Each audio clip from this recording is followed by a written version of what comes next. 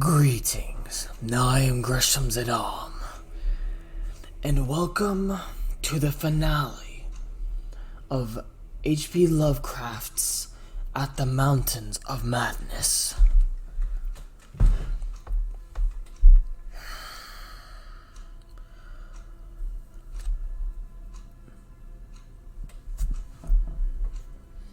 Now, I am curious to see how this story will end. The previous chapter ended with an encounter with a Shoggoth, one of the servants of the Elder Things. I wonder if the author or the speaker of this story will succeed in convincing others to abandon their exploration of the Antarctic region. Well, I see no point in wasting time. Let's get into it. Let's get into this chapter and see the conclusion to this fascinating story. Chapter 12. Danforth and I have recollections of emerging into the great sculptured hemisphere and of threading our back trail through the cyclopean rooms and corridors of the dead city. Yet these are purely dream fragments involving no memory of volition, details, or physical exertion. It was as if we floated in a nebulous world or dimension without time, causation, or orientation.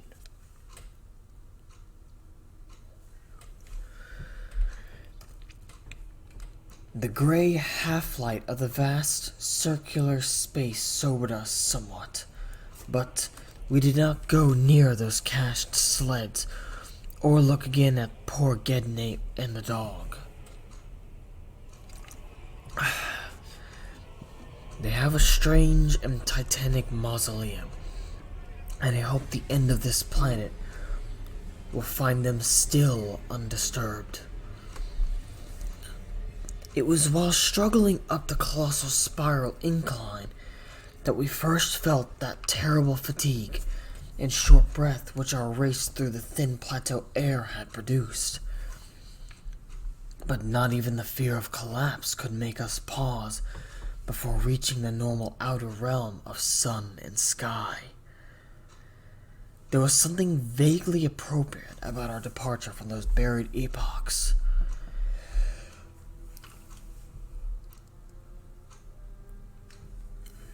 For as we wound our panting way up the 60-foot cylinder of primal masonry, we glimpsed beside us a continuous procession of heroic sculptures in the dead race's early and undecayed technique.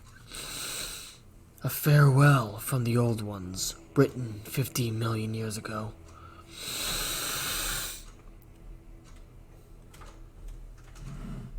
Is that you, Daucus?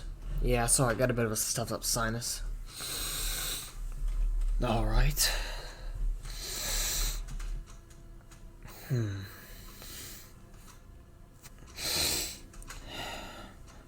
Finally, scrambling out at the top, we found ourselves on a great mound of tumbled blocks, with the curved walls of higher stonework rising westward,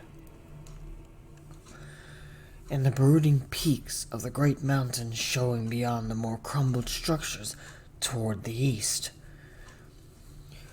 The low Antarctic sun of midnight peered redly from the southern horizon through rifts in the jagged ruins, and the terrible age and deadness of the nightmare city seemed all the starker by contrast with such relatively known and accustomed things as the features of the polar landscape.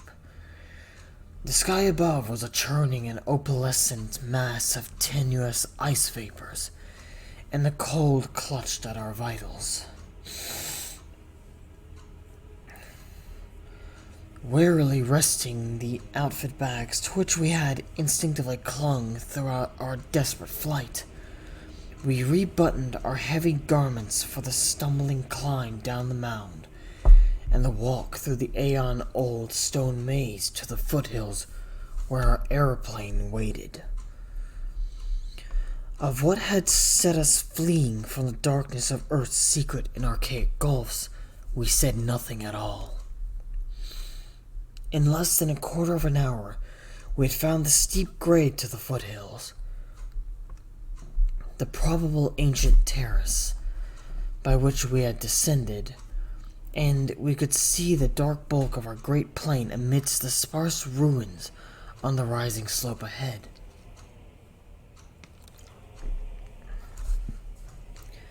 Halfway up the hill toward our goal, we paused for a momentary breathing spell and turned to look again at the fantastic Paleogean tangle of incredible stone shapes below us, once more outlined mystically against an unknown west. As we did so, we saw that the sky beyond had lost its morning haziness, the restless ice vapors having moved up to the zenith, where their mocking outlines seemed on the point of settling into some bizarre pattern which they feared to make quite definite or conclusive.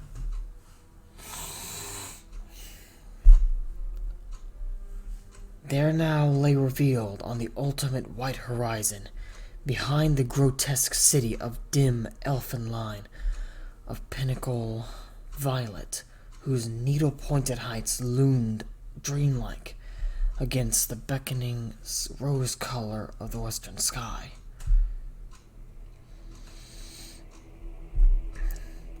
Up towards this shimmering rim sloped the ancient tableland, the depressed course of the bygone river traversing it in its irregular ribbon of shadow. For a second we gasped in admiration of the scene's unearthly cosmic beauty, and then vague horror began to creep into our souls.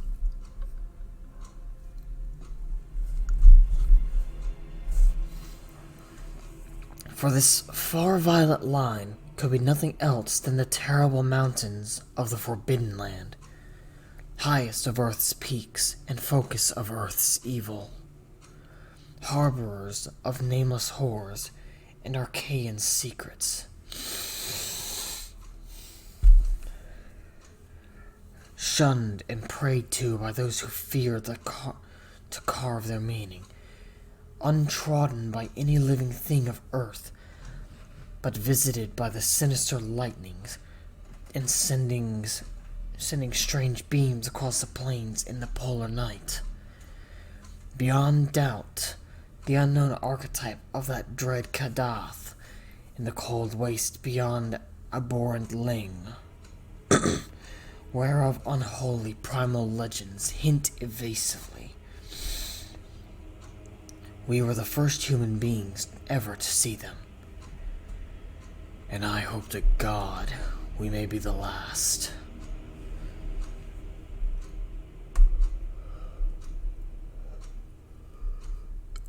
If the sculptured maps and pictures in that pre-human city had told truly, these cryptic violet mountains could not be much less than 300 miles away.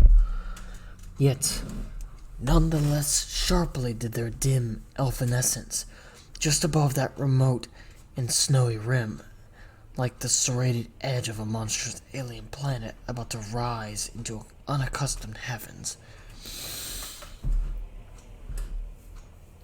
Oh, jut above. My bad.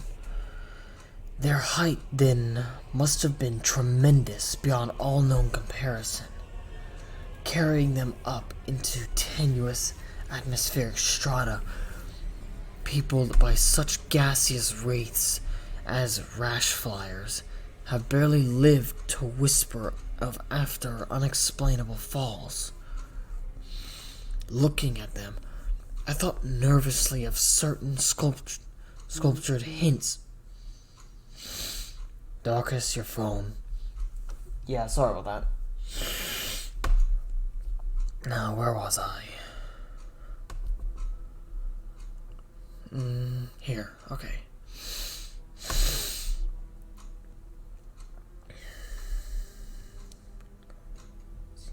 Some heavens, their height then must have been tremendous beyond. Okay, there we go. Looking at them, I thought nervously of certain sculptured hints of what the great bygone river had washed down into the city from their accursed slopes, and wondered how much sense and how much folly had lain in the fears of those old ones who carved them so reticently.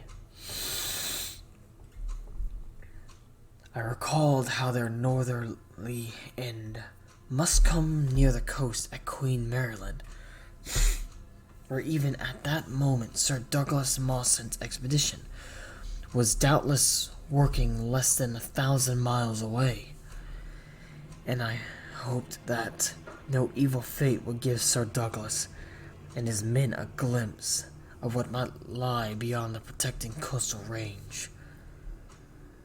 Such thoughts formed a measure of my overwrought condition at the time, and Danforth seemed to be even worse. Yet before long we had passed the great star-shaped ruin and reached our plain. Our fears had become transferred to the lesser but vast enough range where recrossing lay ahead of us. From these foothills the black, ruin-crusted slopes reared up starkly and hideously against the east, again reminding us of those strange Asian paintings of Nicholas Roerg. And when we thought of the damnable honeycombs inside of them, and of the frightful amorphous entities that might have pushed their foetidly squirming way to the topmost hollow pinnacle,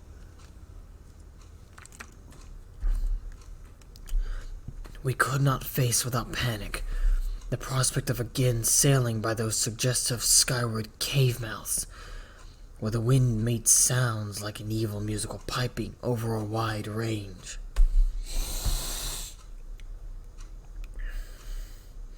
To make matters worse, we saw distant traces of local mist around several of the summits, as poor Lake must have done when he made that earlier mistake about volcanism, and thought shiveringly of that kindred mist from which we had just escaped, of that and of the blasphemous, horror-fostering abyss whence all such vapors came. All was well with the plane, and we clumsily hauled on our heavy flying furs. Danforth got the engine started without trouble, and we made a very smooth takeoff over the nightmare city. Below us, the primal cyclopean masonry spread out as it had done when we first saw it. So short, yet infinitely long, a time ago. And we began rising. My voice just started cracking. And we began rising and turning to test the wind for our crossing through the pass. At a very high level, there must have been some great disturbance, since the ice dust clouds at the zenith were doing all sorts of fantastic things. But at 24,000 feet, the height we needed for the pass, we found navigation quite practicable. As we drew close to the jutting peaks of the wind's strange piping again became manifest, and I could see Danforth's hands trembling at the controls. Rank amateur though I was, I thought at the moment I might be a better navigator than he in effecting the danger. the dangerous crossing between the pinnacles. And when I made motions to change seats and take over his duties, he did not protest. I tried to keep all my skill and self-possession about me, and stared at the sector of reddish farther sky betwixt the walls of the pass, resolutely refusing to pay attention to the puffs of mountaintop vapor. And wishing that I had wax-stopped ears like Ulysses' men off the Siren's coast to keep that disturbing windpiping from my consciousness.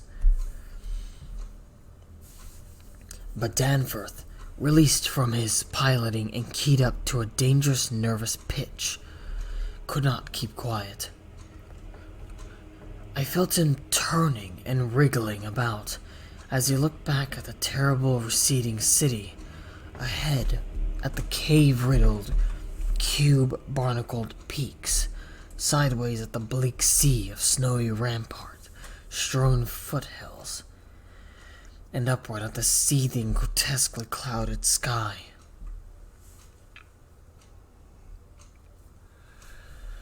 It was then, just as I was trying to steer safely through the pass, that his mad shrieking brought us so close to disaster by shattering my tight hold on myself and causing me to fumble helplessly with the controls for a moment. A second afterward, my resolution triumphed, and we made the crossing safely. Yet, I am afraid that Danforth will never be the same again. I have said that Danforth refused to tell me what final horror made him scream out so insanely. A horror which I feel sadly sure is mainly responsible for his present breakdown.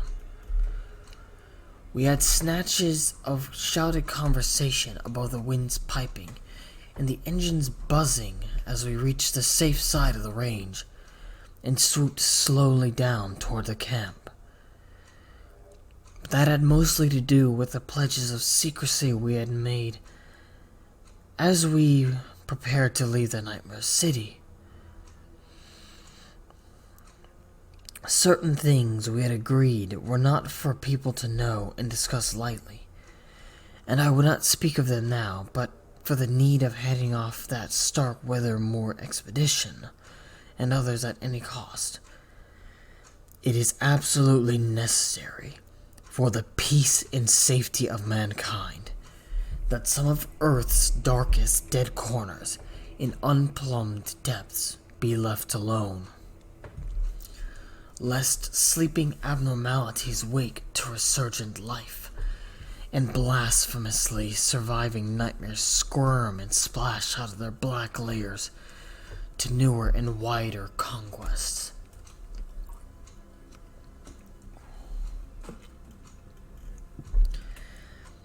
All that Danforth has ever hinted is that the final horror was a mirage.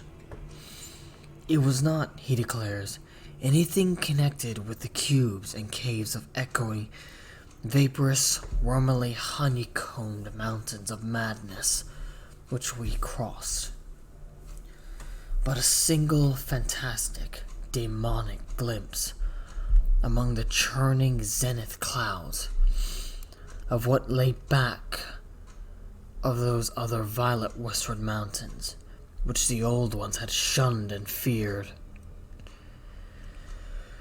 It is very probable that the thing was a sheer delusion born of the previous stresses we had passed through,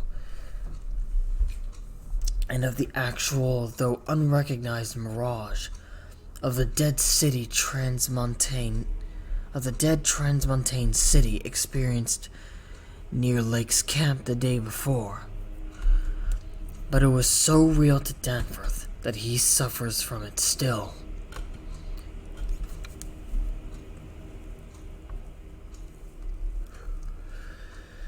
He has, on rare occasion, whispered disjointed and irresponsible things about the Black Pit, the Cavern Rim, the Proto-Shoggoths, the windowless solids with 5 dimensions, the nameless cylinder, the elder Pharos, Yog Sothoth, the primal white jelly, the color out of space, the wings, the eyes in darkness, the moon ladder, the original, the eternal, the undying,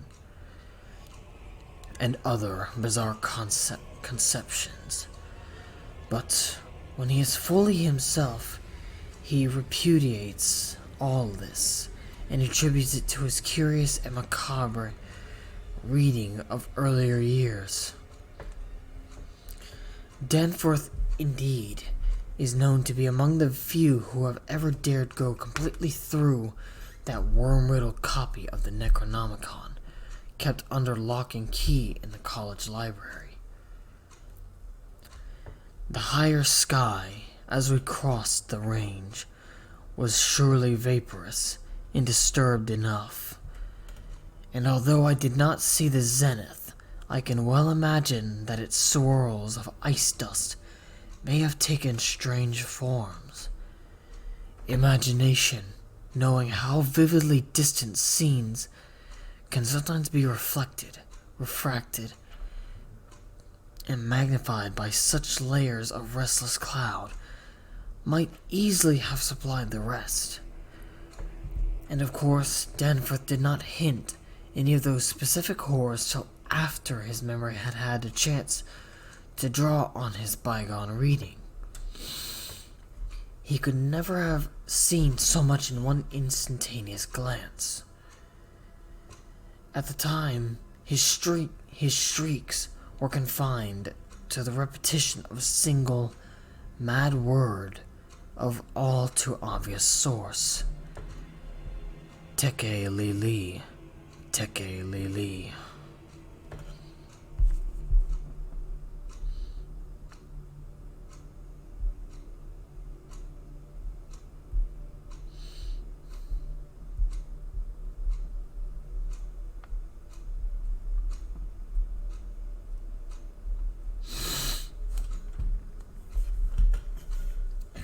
So, this concludes At the Mountains of Madness by H.P. Lovecraft.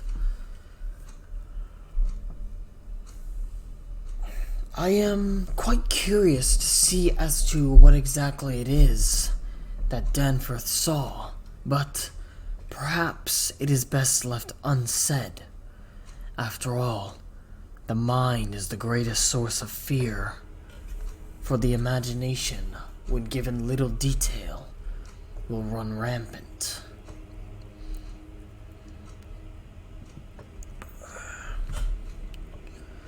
In the meantime,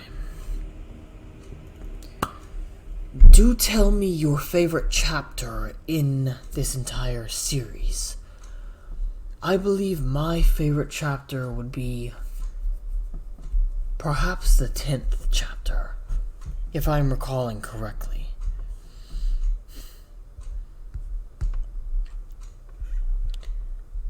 I do believe it may have been the 10th. No, wait. Not the... Yes, it was the 10th. Wasn't it? I'm looking through. Just one moment.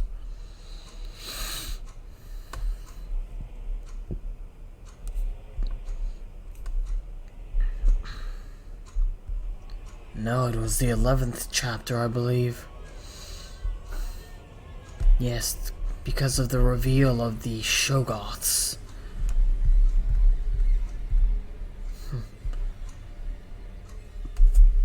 It was a fascinating description of the creature. Amorphous cells within the body forming and unforming various organs, eyes, and limbs, as the creature slowly stalks his way, its body sloshing as it moves. It is fascinating.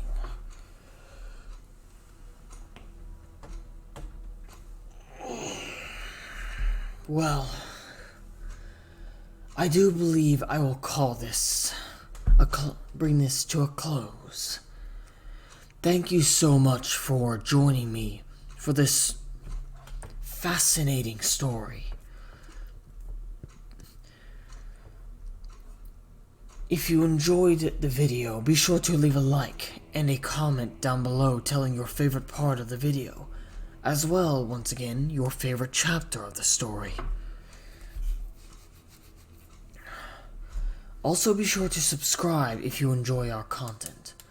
I will be taking a break from reading, and I believe Darkus might have a plan for what will replace Gresham reads. Yeah, I have my plan. As I expected. In the meantime,